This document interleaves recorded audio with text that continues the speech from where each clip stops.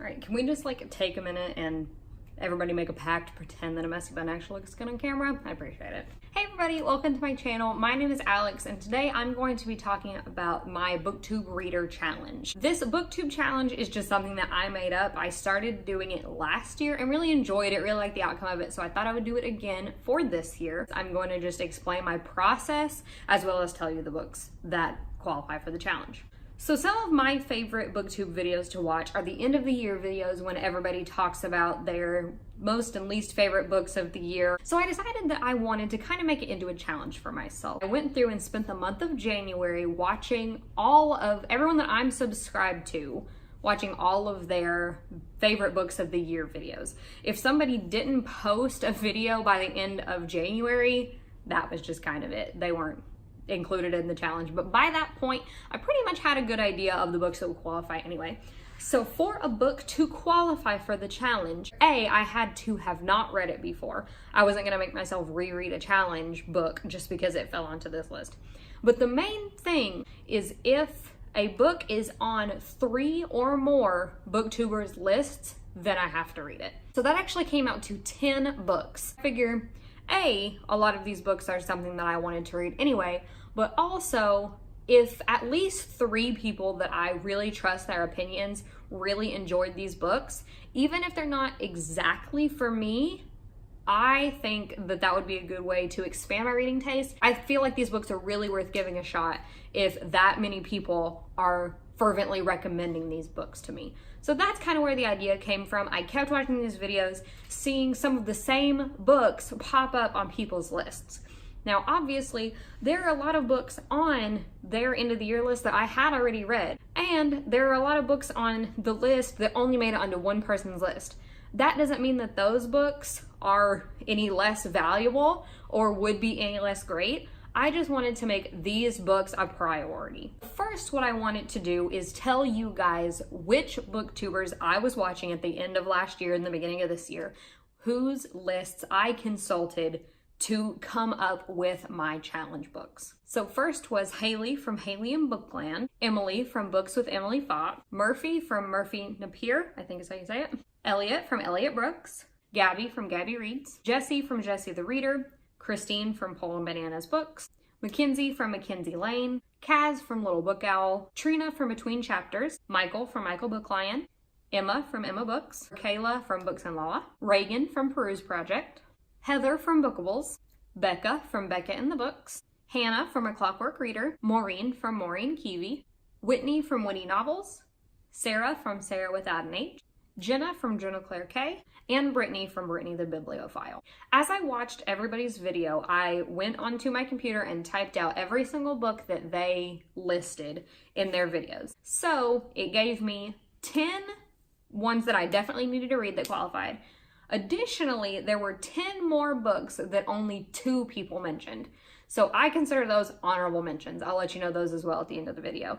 Those aren't as big of a priority for me, but there are some that I would still like to consider, look into, particularly if I was already thinking about reading them, already interested in them. This is a good way for me to maybe push them a little bit higher on my priority list. All right, I had to get up, so like, let's hope that the camera situation is where it's supposed to be.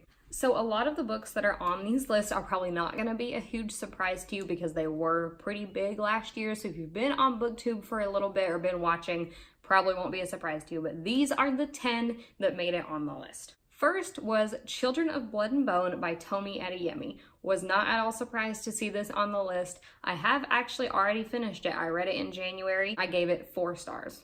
Next, another no surprise here, The Seven Husbands of Evelyn Hugo by Taylor Jenkins Reid. I think this one made it onto more people's lists than any other book. Already read it, absolutely fell in love with it, 5 out of 5 stars. It is totally worth the hype.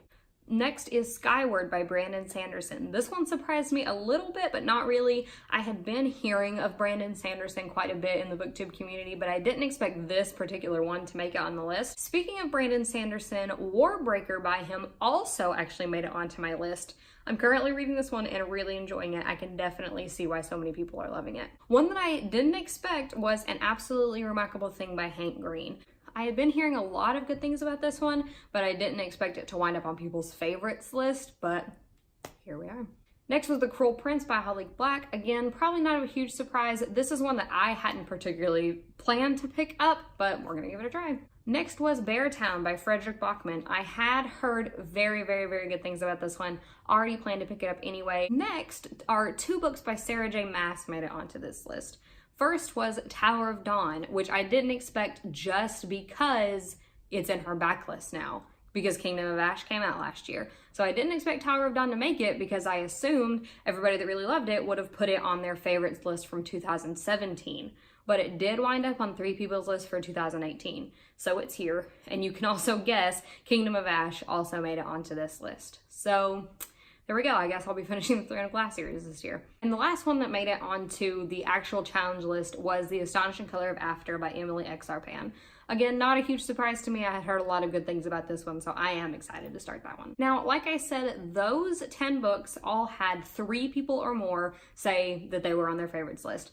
These 10 are quickly going to go through are my honorable mentions. So these were picked by 2 people on my list of booktubers. We have The Nightingale by Kristen Hanna, which I was surprised didn't actually make it, only 2 people and not 3. Shadow of the Fox by Julie Kagawa.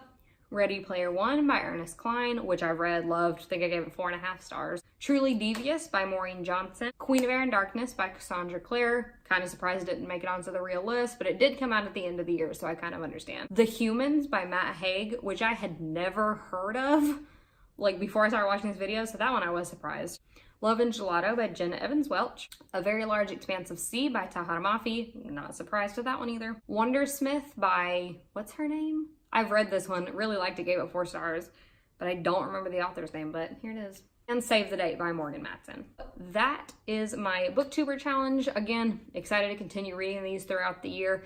Most of them, like I said, I probably would have picked up on my own, but some of them wouldn't have. So I'm excited to just go through the year, see what happens. See if I can get them all read. I'm being pretty ambitious. So let me know down below if you have read any of these books, what you thought about them, or if you are anticipating maybe trying to get some of them in this year as well. Whatever your thoughts might be, I would love to hear them in the comments down below. So until next time, bye!